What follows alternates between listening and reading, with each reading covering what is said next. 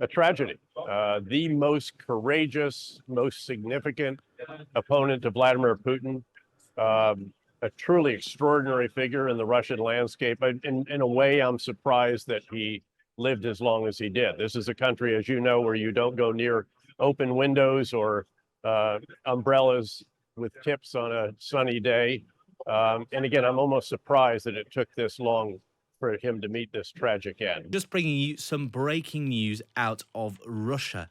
This is sure to be one of the day's biggest stories.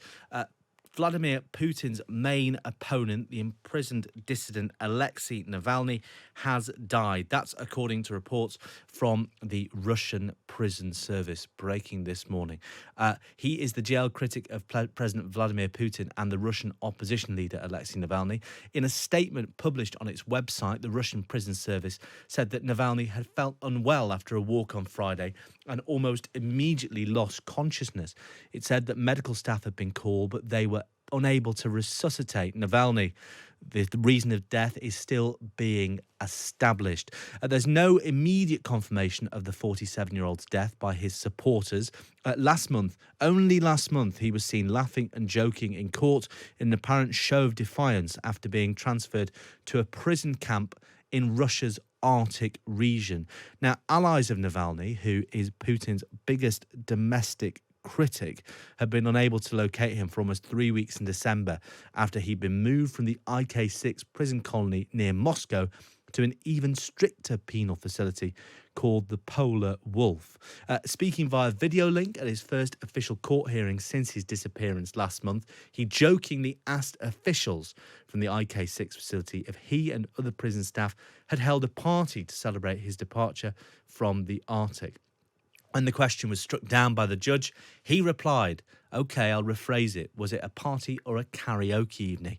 That's an insight there into the psychology and the character of Alexei Navalny, one of the most high-profile critic and opponent of Vladimir Putin's regime in Russia, who, according to a statement just out from the Russian prison service, has died in custody at the age of 47. He was arrested in January 2021 after returning to Moscow from Berlin, where he'd spent months recovering from a near-fatal poisoning that he said was ordered by Putin.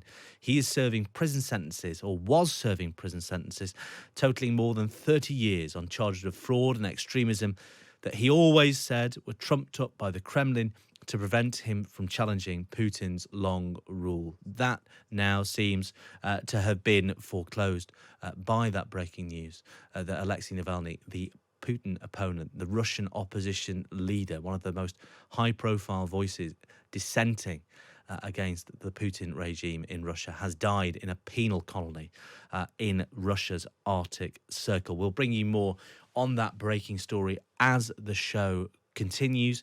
We'll be hearing from the former director of the CIA, David Petraeus, in just a moment. He's not yet on the line, but we'll hear from him soon. We've been hearing all from you recently this morning as well on today's breaking news at home about the by-elections.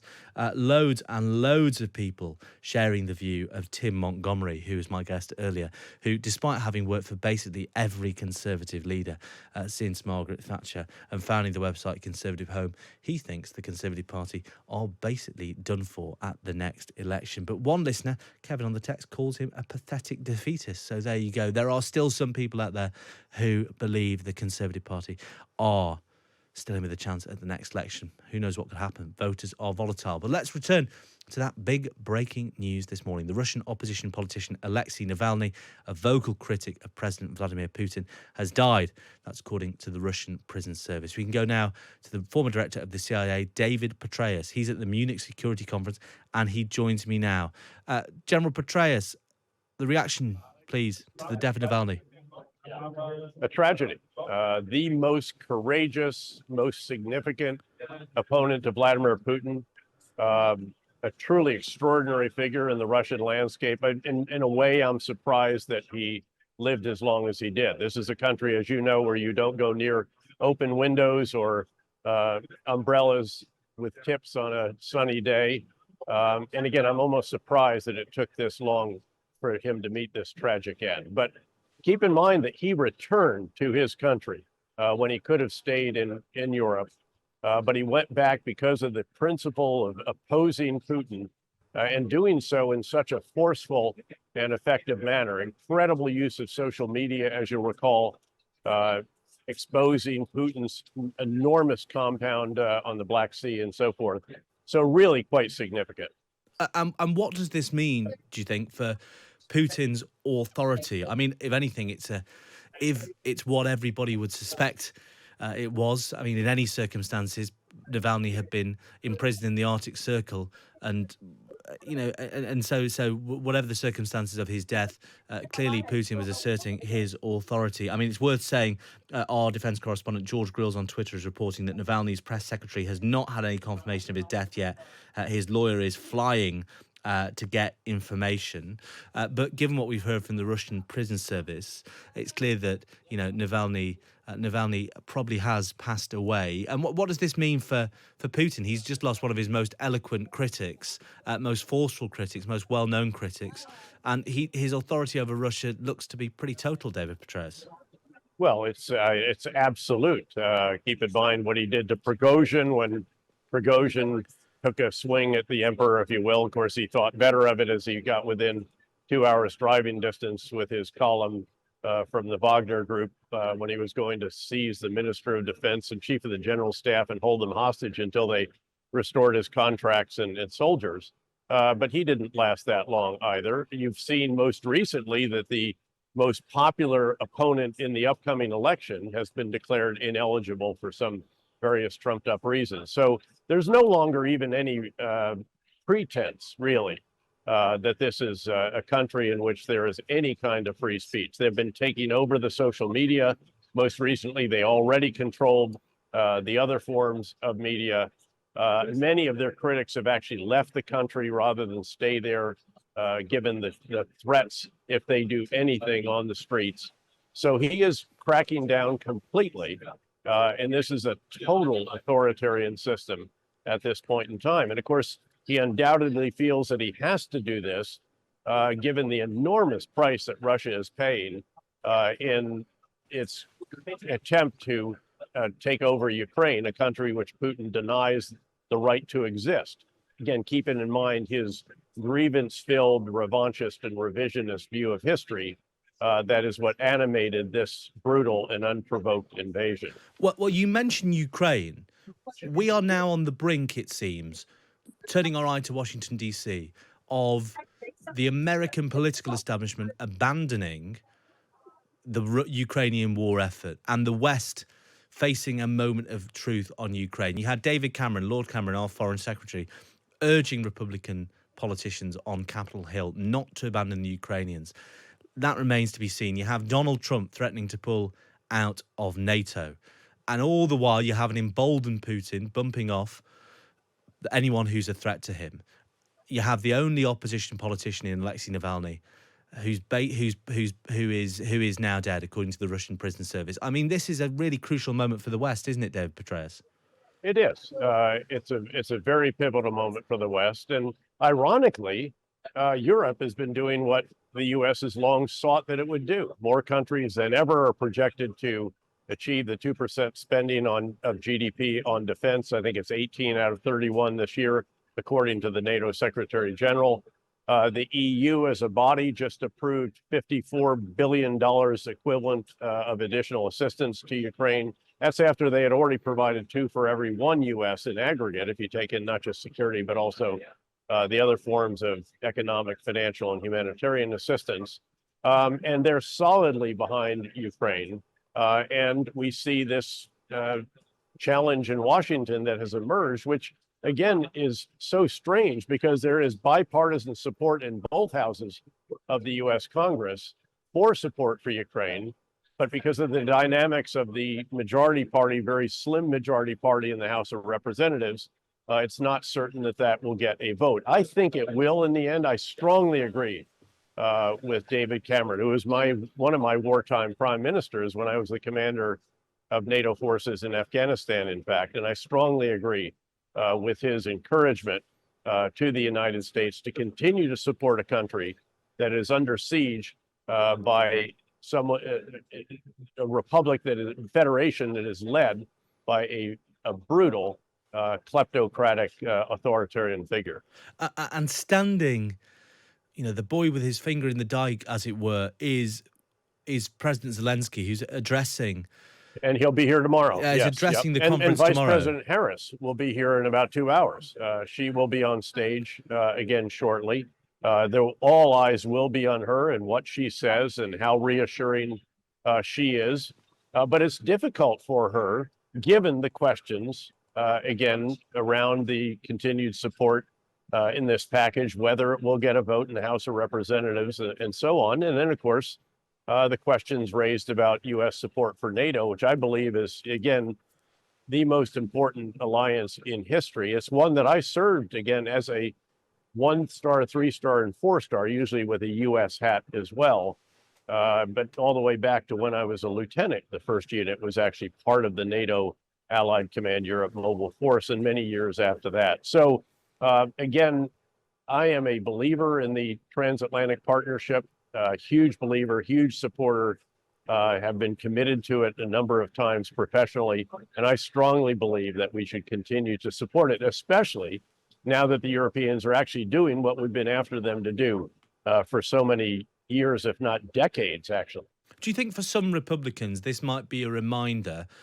Today's news might be a reminder of the sort of president people think they are appeasing in Vladimir Putin. It was only last week that Tucker Carlson was having a pretty chummy fireside chat with President Putin. You have people like Marjorie Taylor Greene, who said David Cameron could kiss her ass and said she didn't care if it looked like she was appeasing Hitler. That was the comparison David Cameron made. Do you think news like this out of Russia with President Navalny, you'll have President Zelensky giving his response in Munich tomorrow. Do you think for some people on Capitol Hill, this might be a moment of recognition, of waking up and smelling the coffee and really realising what this Russian regime is like? Or have they gone off the reservation completely, do you think? Well, first of all, again, as I mentioned earlier, there is strong bipartisan support for Ukraine in the Congress. It's really all about the dynamics in the House, where a small group of individuals can hold the speaker hostage. And we saw the previous speaker toppled because he did something with which they did not agree. But this should be a very significant reminder of the kind of leader with whom we're dealing here, and a reminder that Russia, however diminished in certain ways, including because of its actions in this particular case against Ukraine, but also others over the years, is still a very formidable power, largest nuclear arsenal in the world. Yes, you can dismiss it as a gas station with guns or nukes, and there's truth to that. But it has lots of crude oil, natural gas, and coal that the rest of the world still is willing to buy, at least part of it. He's put his economy on a wartime footing to try to prevail in Ukraine, and we should recognize he won't stop in Ukraine. He'll go on to Moldova, he'll go on to Lithuania, other countries, which would be a much, much bigger problem. And then finally, we have to keep in mind, one of the points that your countryman, Andrew Roberts, and I made in our recent book, Conflict, is that what happens in one part of the world reverberates in others. When we withdrew from Afghanistan, although we didn't have to, a very flawed agreement, President Xi in Beijing said, see, you can't count on the Americans. And look how it went. They're a superpower in decline. If we were not to support Ukraine, it would completely undermine deterrence in the Indo-Pacific, which of course is the main theater of the world, one where the most important relationship of the world resides, that between the U.S., our Western allies and partners, and China. We can wish that relationship could be much more mutually beneficial, and I do, but you have to deal with the way the world is, not the way you'd like it to be, as I learned as a CIA director. And in this case, we need to ensure that deterrence is rock solid in the Indo-Pacific, and keeping in mind that the elements of deterrence are twofold. First, the potential adversary's assessment of your capabilities, and then second, their assessment of your willingness to employ them. And not helping Ukraine, after all that we've done for them so far, and all that they're doing against a very common enemy, a brutal common enemy, would seriously undermine that second element of deterrence in the Indo-Pacific. And just a final word from you, David Petraeus.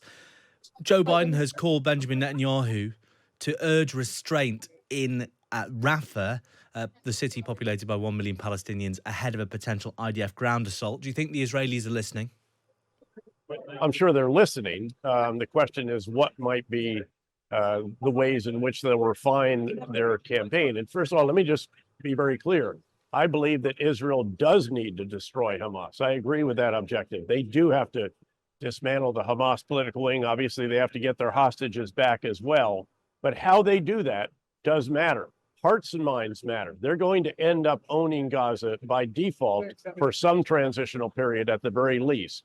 And again, I absolutely support their efforts to improve their security and ensure that Hamas not only is destroyed, which means, by the way, to be rendered incapable of accomplishing their mission without reconstitution. You got to ensure that they cannot reconstitute as well. So again, this is very, very important that as they go forward, that they continue to refine the strategy, look at some of the operations we carried out during the surge in Iraq, for example, where we did clear hold and build operations. And again, taking care of the people and ensuring that they know that we want to provide a better life for them. I think it is crucially important that that be added to their objectives, along with the three that I've stated: destroy Hamas, dismantle the political wing, and recover their hostages. Well, David Petraeus, former director of the CIA and former chief commander for NATO as well.